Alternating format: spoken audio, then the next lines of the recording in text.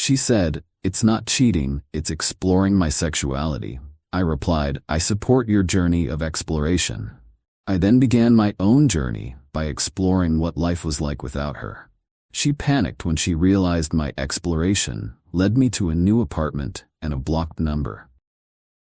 So, Reddit, I need to know if I'm the bad guy here, because according to my now ex-girlfriend Maya, I am a monster who is unevolved, unsupportive, and guilty of not honoring her truth. Her truth, as it turns out, involves sleeping with a woman from her pottery class. The fun began last Tuesday. Maya sat me down on our couch for what she called a radical honesty session. That should have been my first red flag. Nothing good has ever started with the words radical honesty. She took my hands, looked at me with the kind of intense sincerity you see in cult leaders, and told me that she had been on a journey of self-discovery. She then informed me that this journey had led her to sleep with a woman named Celeste last weekend. She watched my face for a reaction, and before I could even form a word, she held up a hand. "Now, before you react from a place of conditioning," she said, her voice dripping with condescending gentleness, "I need you to understand that this isn't cheating. Cheating is a construct of a patriarchal and possessive view of relationships.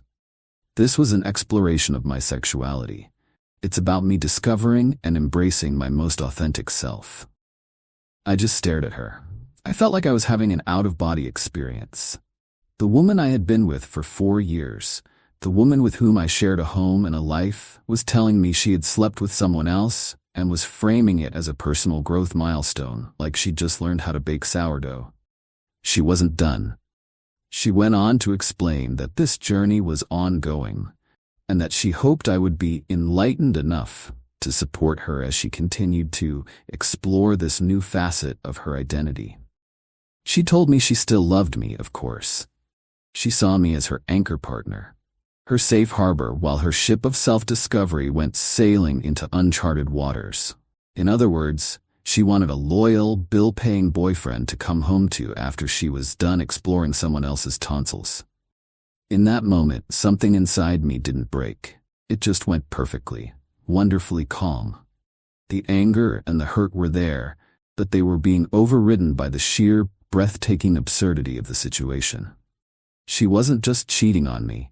She was trying to win a Nobel Prize for it. She had wrapped her betrayal in the flag of progressive therapeutic buzzwords and dared me to question it, knowing that if I did, I would be the bad guy, the unenlightened, possessive caveman.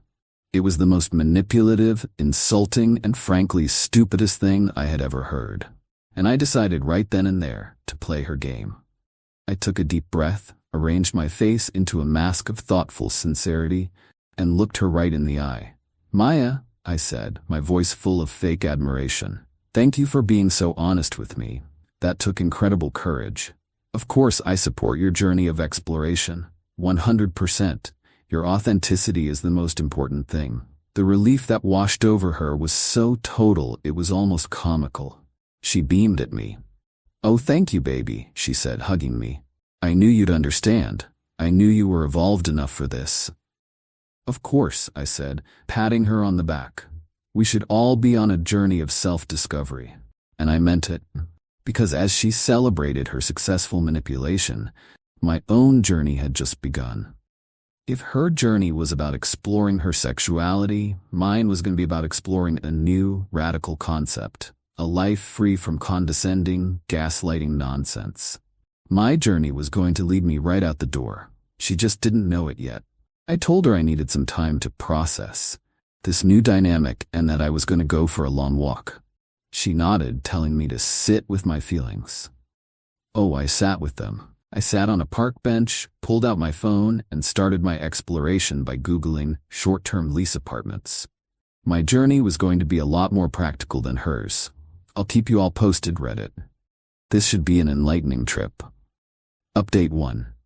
It has been 1 week since I embarked on my personal journey of exploration, and I have to say, it's been incredibly liberating.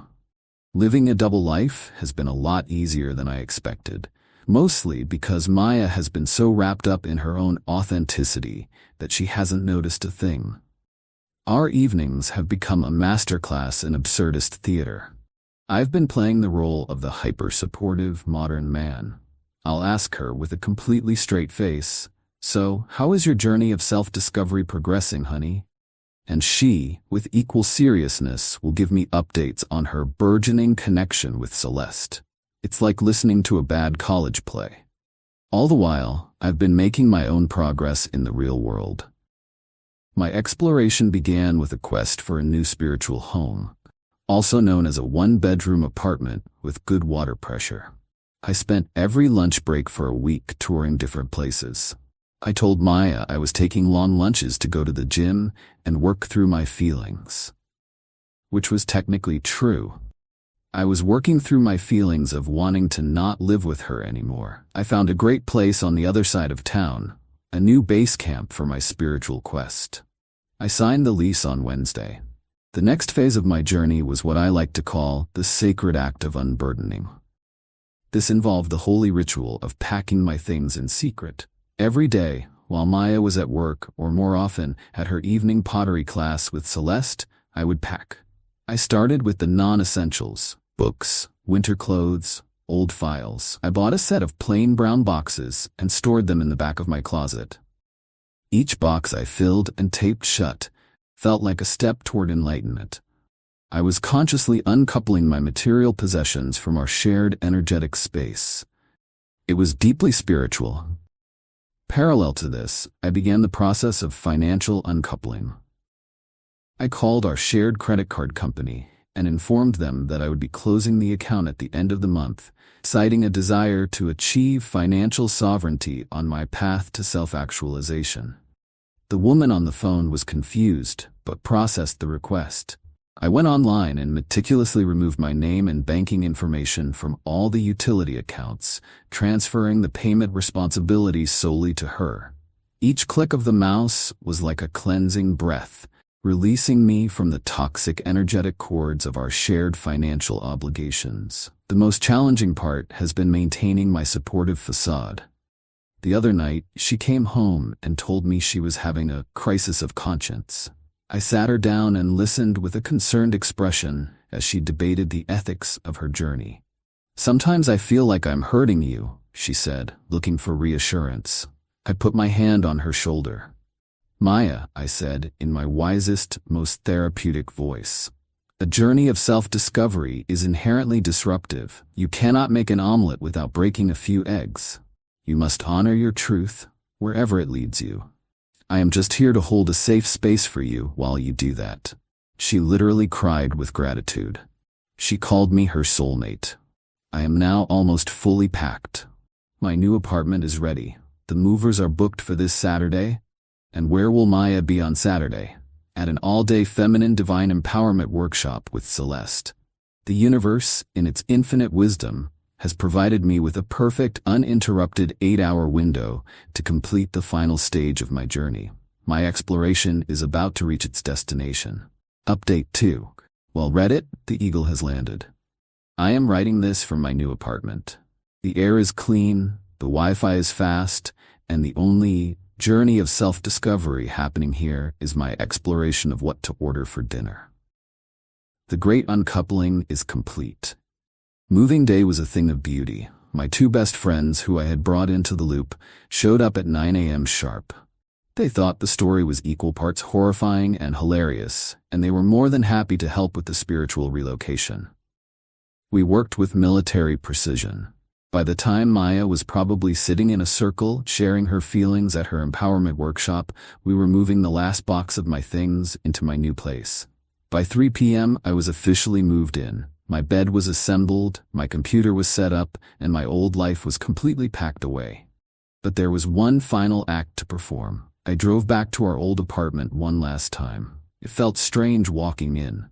The space was cavernous, echoey. All the things that made it a home, my books, my pictures, my life, were gone.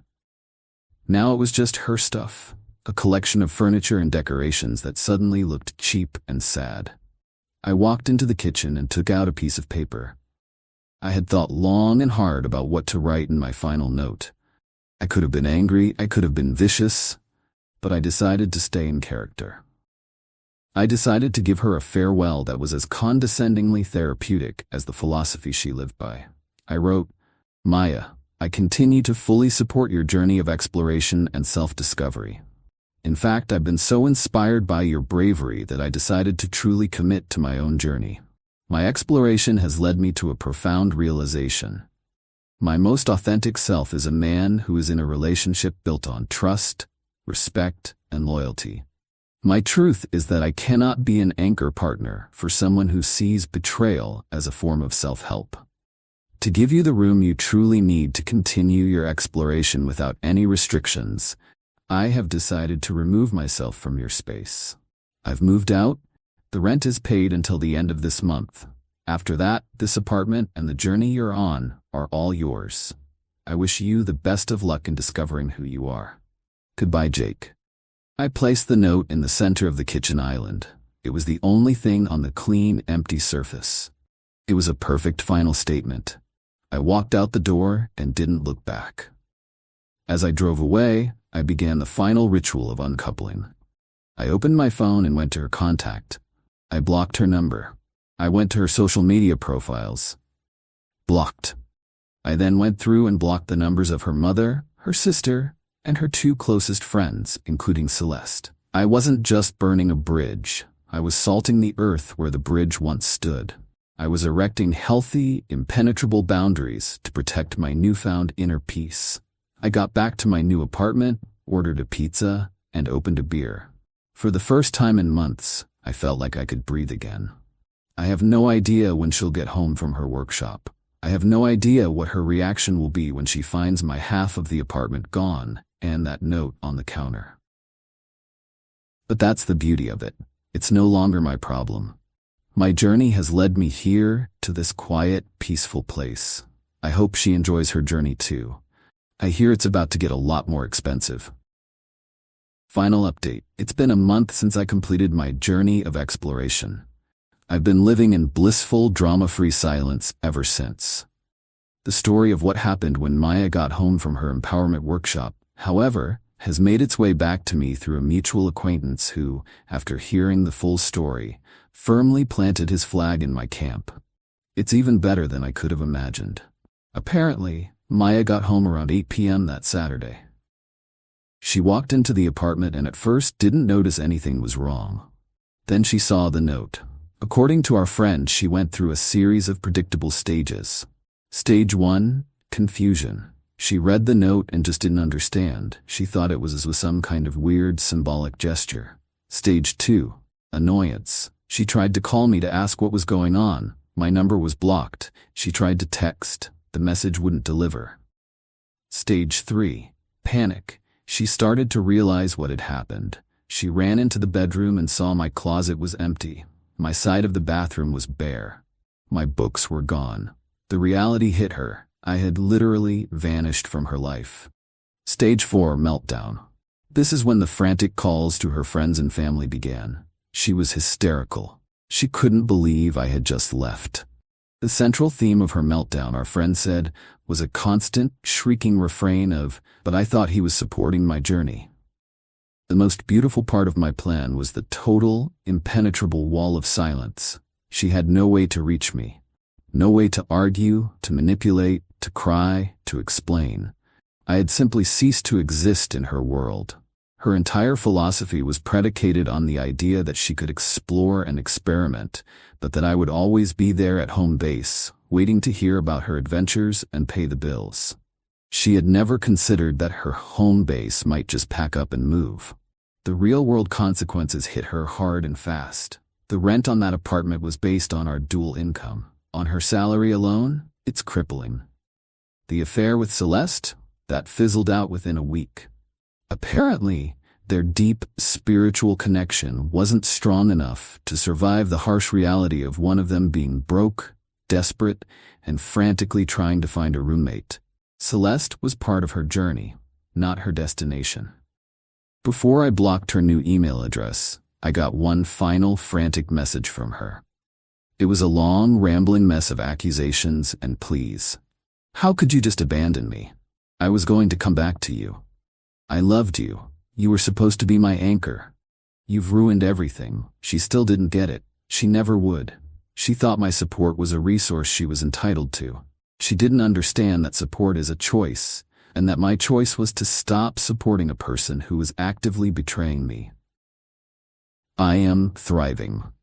My new apartment feels like a home, not a stage for someone else's drama. My journey of exploration has been a resounding success. I've discovered that my sexuality is being attracted to women who are honest, loyal, and don't need to use therapy speak to justify being a terrible person. I've discovered that my love language is a partner who is actually a partner, not a self-obsessed child on a permanent quest for attention. Maya wanted to be an explorer. I just gave her what all great explorers need: a vast, empty, and uncharted territory. In her case, it's the other half of a bed in an apartment she can no longer afford. I hope she finds whatever it is she's looking for.